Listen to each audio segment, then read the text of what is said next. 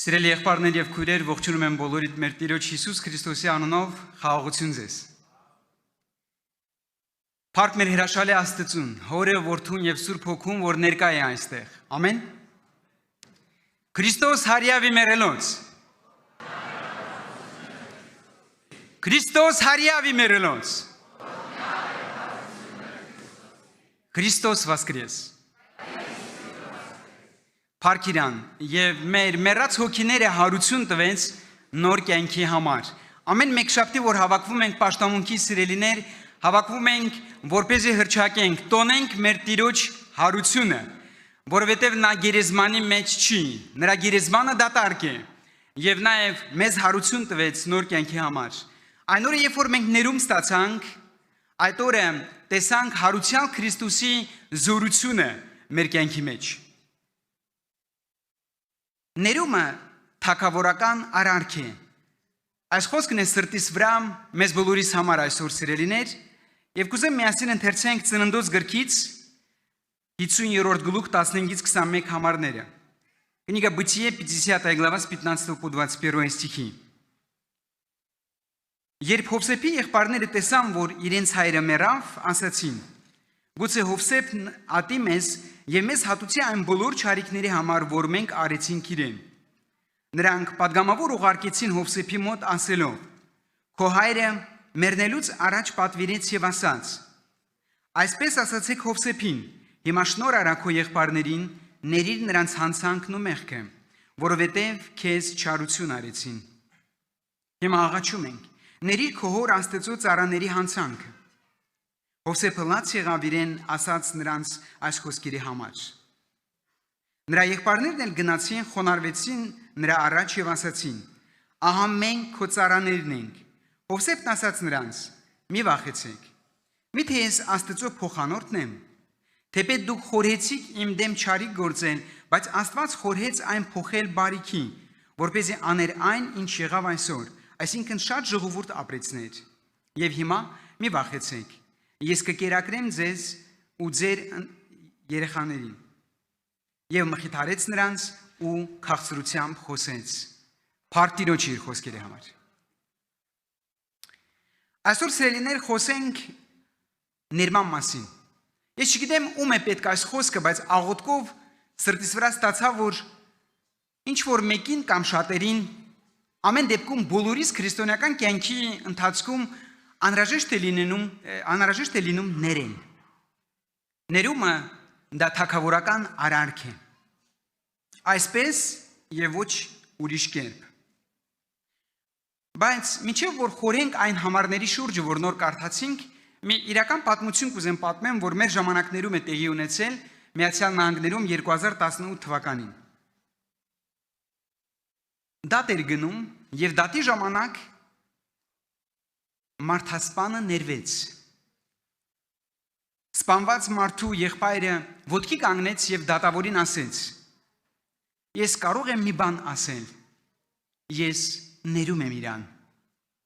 Եվ իրավունք վերցնելով դատավորից մոտեցավ եւ փաթաթվեց իր եղբոր սպանողին։ Սեպտեմբեր ամիսն էր 2018 թվականի եւ ոստիկանության մեջ աշխատող մեկը, որ 12 ժամ սմենայից հոգնած վերադարձել էր տուն, շփոթեց իր բնակարանի հարկերը։ Եվ եկավ մտածելով, որ իր բնակարանն է մտնում, մտավ ուրիշ բնակարան։ Դուռը փակ չէր, բաց էր։ Երբ որ մտավ կարծելով, թե իր տուն է մտնում այդ բնակարանը, ոստիկանը զգաց, որ ինչ որ մի բան են չի։ Սենյակում գտնվում էր 26 տարեկան տղան, այդ բնակարանի տերը։ Նա հանգիստ նստած էր դիվանի վրա։ Խուճապի մատնվելուց հետո, վայրկյանների ընթացքում խուճապի մատնվելուց հետո նա իր ծառայողական զենքը հանեց եւ կրակեց այդ տղայի վրա, մտածելով, թե իր բնակարանը ուրիշ մեկն է մտել։ Սկսեցին հետազոտել, հետաքննել այս գործը։ Այս տղան իհարկե մահացավ։ Եվ իմացան, որ այս տղան շատ հանգիստ մի անձնավորություն է, Հավատացյալ տղա, որը երջախմբում է ծառայում եւ որևէ մի վատ բան չի արել, որ ոստիկանը նրա վրա ինչ-որ զենք օգտագործի։ Ոստիկանին 10 տարով ազատազրկեցին, բայց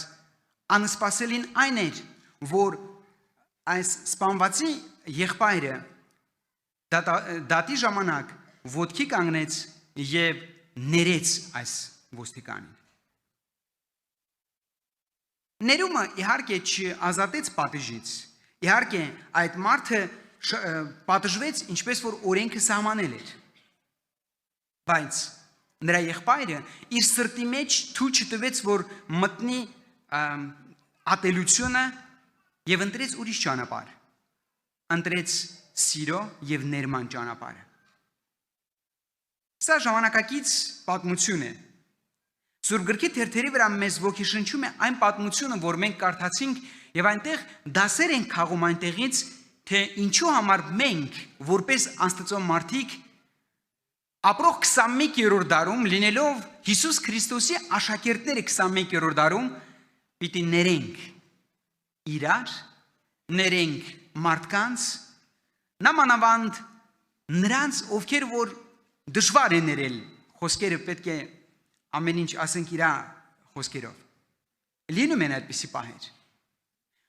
Կարդացած մեր հատվածից սիրելիներ կուզեմ, որ մենք քաղենք 3 դասեր, թե ինչու համար մենք պիտի ներենք։ Դաս համար առաջին, երբ մենք ներում ենք, մենք ցույց ենք տալիս, որ Աստծո ժողովուրդն ենք։ Հովսեփը ճիշտ այսպիսի մարդ էր։ Նա Եզակի երիտասարդ էր, որը իր կյանքի մեջ, իր կյանքից ավելին էր սիրում Տիրոջը։ Ես վստահ եմ, որ այստեղ գտնվողներս մենք նույնպես վկայում ենք դրա մասին, որ մեր կյանքից ավելին սիրում ենք Տիրոջը, ամեն։ Հովսեփը առանց շափազանցնելու սուրբ մարդ էր։ Նա սրբությունը առավել էր դրել, բարձր էր դրել, քան իր զգացմունքները եւ ցանկությունները։ Նա ուներ հիանալի մարգարեական պարգև, նա երազներ կմեկնաբաներ, շատ հազվագյուտ պարգև, բայց օրհնյալ պարգև, որը նա ակտիվ օգտագործում էր։ Եթե հիշում եք սիրելիներ, ուսումնասիրելով Հովսեփի կենսագրությունը, մենք տեսնում ենք, որ կենտրոնական բառերը, որ այնտեղ օգտագործվում են, հետևյալն են. Տերը նրա հետ էր։ Եվ մի քանի անգամ օգտագործված է. Տերը նրա հետ էր։ Տերը նրա հետ էր, երբ որ նա բանտում էր, առանց որևէ մի հանցանք կատարելու, մենք հիշում ենք դա։ Տերը նրա հետ էր, երբ որ նա պետապրեսի տանն էր ծառայում։ Տերը նրա հետ էր, երբ որ եղբայրները ծախեցին իսմայելացիներին։ Եղբայրները նախանձելով իր եղբորը, մենք դեռ դրան կանդրադառնանք, վերցրեցին եւ ծախեցին իրենց հարազատ եղբորը։ Շատ տխուր պատմություն է, շատ տխուր դրվագ է Հովսեփի կենսագրության մեջ։ Եվ շատ ահավոր դրվագ է։ Կարդալով այս պատմությունը մեր մտքի մեջ չի տեղավորում, ինչպես է կարելի վերցնես քո եղբորը, քո ձեռքերով տաս ուրիշներին եւ ծախես նրան։ Ահավոր է, այդպես չի։ Սակայն այս ամենը Աստծո հոգատարությունն էր, որքան էլ տարօրինակ հնչեն այս խոսքերը։ Աստծո հոգատարությունն են Հակոբի ընտանիքի համար, որը այդ պահին արդեն 70 մարդ էին, 70 հոգիներ էին, եւ Աստված նախորոք, ամենագետ Աստվածը, որը տեսնում է ամբողջությունը, ի տարբերություն մեզ, որ տեսնում ենք հիմա եւ այս վարքյանը, Աստված տեսնում է վերջը, տեսնում է ամբողջ պատկերը։ Նրանք ապրում էին, նրանք եկան եւ տեղավորվեցին Գեսեմ երկրում ամենալավ տեղը։ Գիտեք, Աստված իրենների համար, որ մի բան է անում, այսպես ասենք, պապրաստոմը, ոնց որ ռուսերեն կասեն, լավ է անում։ Աստված երբեք կիսատպրատ չի անում, երբ որ օրհնում է, լիարատ է օրհնում։ Եվ այս օրհնությունը մենք ենք զգում սիրելիներ մեր կյանքի մեջ։ Մեր ներկայությունը այստեղ վկայում է նրա մասին, որ մեր անունները գրված են կյանքի գրքի մեջ, որի համար փառք Տիրոջը։ Որովհետև Աստված, որ օրհնում է, այսպես է օրհնում, ամեն մեկից ճանաչում է մեր անունով, ինչպես Հովսեփին էր ճանաչում իր անունով։ Աստված փրկում է Հակոբի ընտանիքը, նրանք ամբողջությամբ գալիս են Հովսեփի մոտ։ Աստված Հովսեփին բարձրացնում է։ Տիրոջ խոսքը կասի, որ խոնարհին Աստված կբարձրացնի։ Աստվածավախ մարդ, ակնածանքով լցված, շատ հազվագյուտ հատկություններ, որ այսօր 21-րդ դարում ցավոք սրտի քիչ կտեսնենք մարդկանց մեջ։ Բայց Հովսեփը սա ուներ, եւ Աստված նրան բարձրացրեց եւ դրեց Եգիպտոսի կառավարիչը։ Այսինքն Եգիպտոսի վարչապետն էր։ Երբ որ Հակոբը մահանում է, եղբայրները հանկարծ հիշում են, որ վայ, պապան չկա արդեն։ Այս Հովսեփը կարա հանկարծ հիշի, թե ինչ ենք մենք արել իրեն եւ չարություն անի մեզ, կա վրեժխնդրություն անի մեզ։ Եվ նրանք որոշում են падգամավոր ուղարկել։ Գիտեք, մեր ժողովրդական խոսքով կասե մարդ են արանքը գցում, որպեսզի ծուրը դզեն, որպեսզի հանկարծ իրանց վնաս չլինի։ Երբ որ Հակոբը լսում է այս ուղարկված մարդու խոսքերը, ինչպիսի ռեակցիա է նա տալիս, ինչպիսի արձագանք է տալիս, նա լացում է։ Ինչու՞։ Որովհետև Աստծո մարդու մտքով է չի անցել այդ եղբայրներին, որոնք իրապես իրեն չարություն են արել։ Այսինքն նրանց արարքները ոչ մեկը չի կարող արդարացնել, բայց նա լինելով արդար մարդ, Հովսեփը լինելով արդար մարդ, հոգևոր մարդ, երբեք չէր անի այդ բանը, նրա մտքով չէր անցնում, ընդհակառակը նրանց չարությանը բարիությունով պատասխանեց։ Հովսեփը որոշում է կայացնում եւ Աստծո մարդու համար սա շատ կարևոր որոշում է։ Որոշում է կայացնում ներել իր եղբայրներին։ Աստծո մարդը, որը կապ ունի Աստծո հետ, հաղորդակցություն ունի Աստծո հետ, ամենօրյա ռեժիմով, ոչ թե միայն կիրակի օրերը, ամեն օր հաղորդակցություն ունի, եւ այսօր արդեն պատգամներից մեկի մեջ հնչեց, որը ճանաչում է Աստծուն, ուրիշ տեսակ վարվել չի կարող։ Այսօր մենք Աստծո մարդիկ ենք եւ Աստծուն փառք դրա համար, որոնք կապ ունեն Աստծո հետ, Սուրբ Հոգու հետ։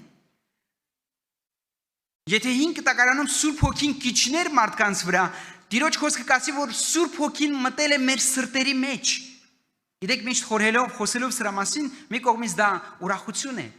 բայց մյուս կողմից շատ մեծ պատասխանատվություն է։ Սուրբ Հոգին մեր մեջ է,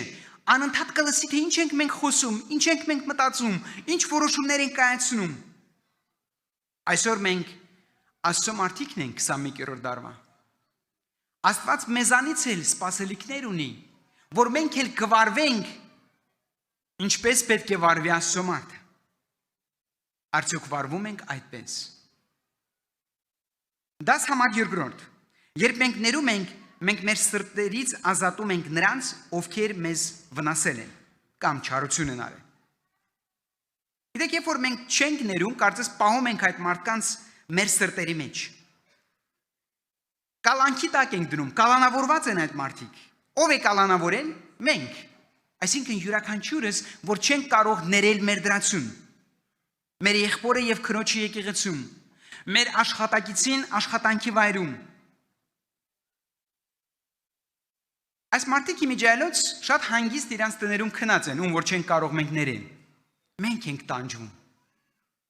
Մենք իրանց չենք արձակում մեր սրտերից։ Դրել ենք այդ կլետկայի մեջ, այդ վանդակի մեջ ենք դրել եւ չենք ուզում ազատենք վնասելով ինքներս մեզ։ Մենք չպիտի մտածենք եղբայրներ եւ քույրեր, որ Հովսեփի համար շատ հեշտ էր դա անելը, ներելը։ Իհարկե ոչ։ Սակայն դա շատ դժվար եւ պատասխանատու պահ էր։ Երբ որ նրան ասեցին ներիր քո եղբայրներին, նա լացեց։ Հիշում եք, մենք Ծննդոց գրքի մեջ ուսումնասիրելով Հովսեփի պատմությունը, մենք Հովսեփին մեկ անգամ չէ որ տեսնում ենք արդյունքները աչքերին։ Ներողություն։ Այս արդյունքները նա ունեցել էր, գիտեք, երբ որ նրան մերկացրին եւ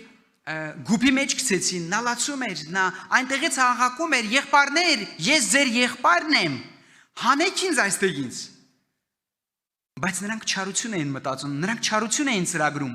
Երբ որ հանում էին հազիվ թե մարդը ուզեց ուրախանա, որ վերջապես ինձ հանում են այնտեղից, վերցրեցին իսմայելացիներին ծախեցին, ավելի շնորհակալություն, ավելի մեծ աղաղակով սկսեց աղաղակել եւ լացել. Եղբայրներ, ինչ եք անում, ես ձեր եղբայրն եմ, ինչու կծախեք ինձի։ Հովսեփին մենք շատ տարիներ անց նորից կտեսնենք լացելուց, բայց այս անգամ նրա արդյունքները տարբեր են։ Նա ողբի վիշտի, ցավի արդյունքներ էին տարիներ առաջ, բայց այս արդյունքները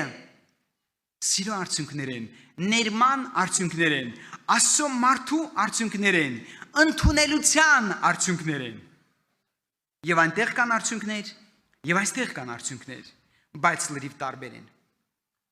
Հովսեփը որոշեց բոլորին,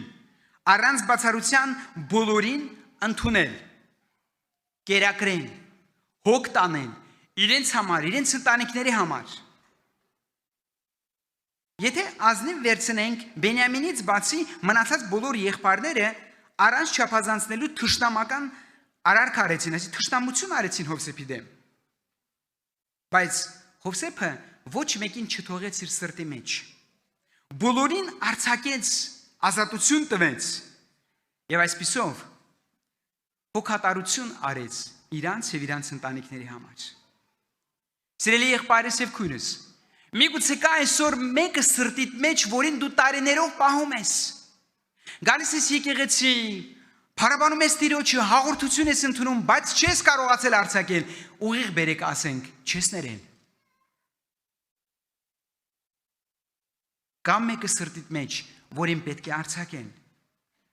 Եվ վերջապես երրորդ դասը, երբ մենք ներում ենք, մենք ցույց ենք տալիս, որ իրավիճակին նայում ենք հոգևոր աչքերով։ Թույլ տվեք նորից 20-րդ համարը կարդանք, Ծննդոց 50-րդ գլուխ 20-րդ համարը։ Թեպետ դուք խորհեցիք իմ դեմ չարիք գործել, բայց Աստված խորհեց այն փոխել բարիքի, որպեսզի աներ այն, ինչ եղավ այսօր, այսինքն շատ ժողովուրդ ապրեցներ։ Աստծո մարդը տեսնում է,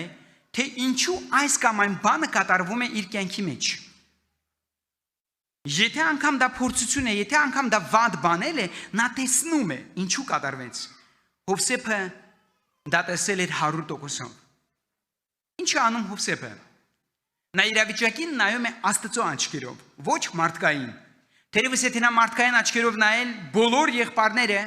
գրեթե բոլորը արժանի էին պատժի, արժանի չէին շարունակելու ապրելու, բայց նա նայում է Աստծո աչքերով։ Հովսեփը անձամբ ճանաչում էր Աստծուն։ Այս ամբիոնից այսօր շատ հնչեց մի քանի անգամ Աստծուն ճանաչելու մասին խոսքը։ Աստծո մասին կարելի է ամեն ինչ իմանալ։ Անկամ աթեիստներ են եղել եւ կան այսօր, որոնք Աստվածաշունչը կներեք եղբայրներ ջան, մեզանից լավ գիտեն, բայց չեն ապրում այդ խոսքով։ Ուրեմն Աստծո մասին ինֆորմացիա ունենալը եւ Աստծուն ճանաչելը լիովին տարբեր բաներ են, ինչպես ոնց որ երկինքն ու երկիրը։ Կարելի է Աստծո մասին ամեն ինչ իմանալ, բայց իր հետ ծանոթ չլինել, չճանաչեն։ Հովսեփը ճանաչում էր Աստծուն։ Եվ ուստի նա տեսնում էր ամբողջ պատկերը, он видел всю картину Божью։ Նա նայում էր իրավիճակին այնպես, ինչպես որ նայում էր Աստված։ Իհարկե, բնականաբար ոչ մեկը չի արդարացնում եղբայրների արարքը, որովհետև այդ արարքն չար արարքներ էր, բայց ոչ մեկը եւ չի կարող արդարացնել նրանց։ Հովսեփը բնական ցանկություն ուներ ներել իր եղբայրներին, որովհետև նայում էր եղբայրներին եւ իրավիճակին հոգեվոր աչքերով։ Եթե մեկ քայլ նրա կենսագրության մեջ հետ վերադառնանք, կտեսնենք, որ ամեն ինչ, որ Աստված թույլ էր տվել Հովսեփի կյանքի մեջ, Աստծո ծրագրի մեջ էր։ Անկամ երբ որ նա բանտն է ընկել, երբ որ նա բանտում էր առանց որևէ մի հանցանք գործելու։ Վստահ եմ, որ Հովսեփը հետո քննեց այս բոլորը եւ հասկացավ։ Նա պիտի բանտում լիներ, որտեղ պիտի լինեին թագավորի մատրվակը եւ հացագործը, այնտեղ պիտի Հովսեփը մեկնաբաներ նրանց երազները, կներեք ռուսերենա գրված իմ կոնսպեկտը թարգմանում եմ, ավտոմատ դրա համար եմ մեկ-մեկ կանգ առնում։ Եվ այս երազները, որը մեկնաբանեց Հովսեփը 100%-ով իրականացան։ Այս լուրը պիտի հասնի թագավորին, պատմությունը մնացածը գիտեք, չեմ ուզում երկարացնեմ։ Եվ Աստված այնքան պիտի բարձրացնի Հովսեփին, որ նա պիտի լինի կառավարիչը ամբողջ Եգիպտոսի։ Հովսեփը ստեսավ, Հովսեփը գնահատեց իրավիճակը հոգևոր աչքերով։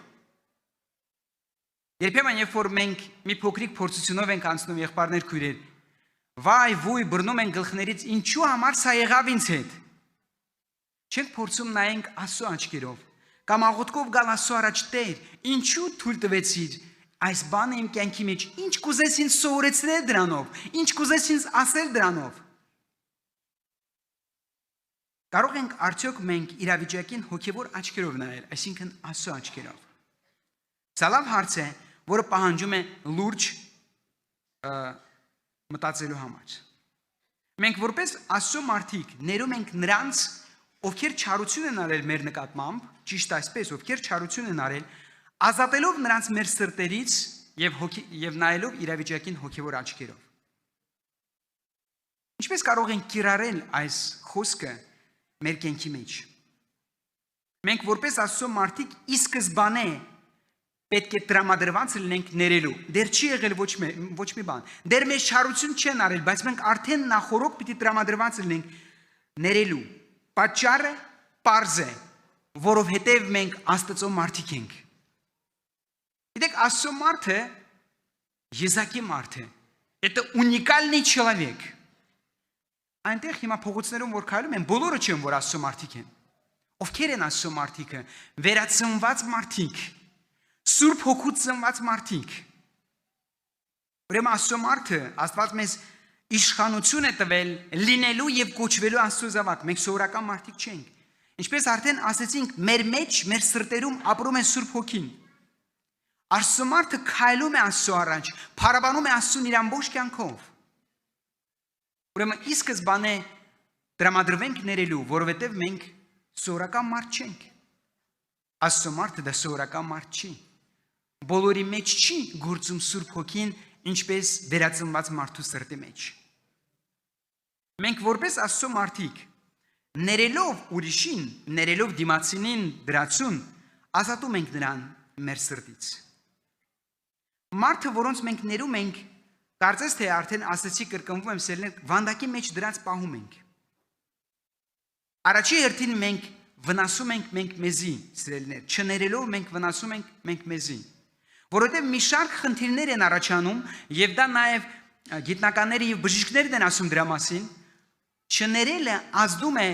եւ մեր հոգեվոր վիճակի վրա, եւ մեր ֆիզիկական առողջության վրա։ Մեր սրտի մեջ, գիտեք, մանավանդ այն աբիդա, որ ռուսերեն կասեն, երբ որ նեղանում ենք որևէ մեկից, պահում ենք դա, մենք իհարկե ասում ենք, որ ոչ մեկից նեղացած չենք, բայց եթե անկեղծ լինենք մենք մեր առջև եւ մանավանդ Աստծո առջև, ցավոք սրտի շատ է լինում եւ սա վնաս է բերում մեզ։ Թե հոգեվոր, թե ֆիզիկական մեր աշխարհին։ Մենք որպես Աստծո մարդիկ բոլոր իրավիճակներին կանչված ենք նայենք հոգեվոր աչքերով։ Քննենք, ինչու է Աստված թույլ տվել այս կամ այն բանը իմ կյանքիս մեջ։ Ինչ հոգեվոր օգուտ եմ ես կարող քաղել դրանից։ Կարող ենք ասել, ինչ օգուտ եմ հոգեվոր կարող քաղել ես, երբ որ ինձ բժիշկը ասում է, որ քո մոտ քաղցկեղի հիվանդություն կա։ Ինչ օգուտ։ Քուրերից մեկը արտասահմանից զանգեց, ասեց, գիտես, սխալ դիագնոզ են դրել բժիշկները։ Ես էլ մնում եմ, որ ուրախանայի, թե հայրը ինձի հրավիրատոմս է ուղարկել երկնքից։ Ես էլ կարծեցի արդեն հրավիրատոմս է ուղարկել, հետո հերքել են այդ դիագնոզը։ Քիչ մարդ է մտածում խորը, գալիս Աստծուն եւ գտնում այս հարցերի պատասխանը։ Մեզ համար մենք կանչված ենք Տիրոջ խոսքով ներելու։ Ինչպես մենք պիտի ներենք։ Ինչպես մեր հայրը։ Մենք բոլորս ասում ենք, որ մեր հայրը երկնային հայրն է, Աստված է մեր հայրը։ Չգիտեմ, երկրավոր հայր ունես, ողջը թե ոչ, բայց ունենք մենք եղբայրներ քույրեր մի հայր, որը երբեք մեզ չի թողնում, երբեք չի մահանում, միշտ մեզ հետ է, այս ձեզ հետ եմ ամեն օր մինչև աշխարհի վերջ։ Մենք պիտի ներենք, որովհետև հոր որդիներն ենք, երկնային հոր որդիներն ենք։ Մեր մշակույթի մեջ կա այսպիսի հասկացողություն. հորը պատիվը բարձր պահի։ Մենք կանչված ենք եղբայրներ քույրեր մեր երկնավոր հոր պատիվը անունը բարձր պահել։ Մատթեոս ավետարան 6:14-15 համարները, որովհետև եթե դուք մարդկանց ներեք իրենց հանցանքները, ձեր երկնավոր հայրն էլ ձեզ կների։ Իսկ եթե դուք մարդկանց չներեք իրենց հանցանքները, ձեր հայրն էլ ձեզ չների ձեր հանցանքները։ Ինչու մենք պետք է ներենք։ Որովհետև մենք ինքներս ներված ենք։ Եղբայրներ քույրեր, կուզեմ որ հիշենք սա, ներում է միայն նա, ով որ գիտի ներման համը։ Ով որ ներված չի, նրան հասա որ պետք է ներել, նա չգիտի ինչ է ներումը, նա չի ների, որտեղ նա ներված չի ինքը։ Էփեսացիների 4:32 համարի մեջ Պողոս առաքյալը գրում է. միմյանց հետ քաղցր եղեք, գթած միմյանց ներելով, ինչպես որ Աստված էլ Քրիստոսի միջոցով ձեզ ներեց։ Եկեղեցուն է գրում Պողոս առաքյալը։ Եղբայրներ քույրեր այսօր մեզ է ասում, ունես եղբայրս քույրես մեկի նկատմամբ որ ներած չես, պահում ես, թեպետ կրկնվում եմ, պահում ես դա տարիներով սրտիդ մեջ, այսօր Աստված Սուրբ Հոգին խոսում է հետդ, ներիր իրան։ Ինչու։ Երբ որ մենք նայում ենք Գողգոթայի խաչին,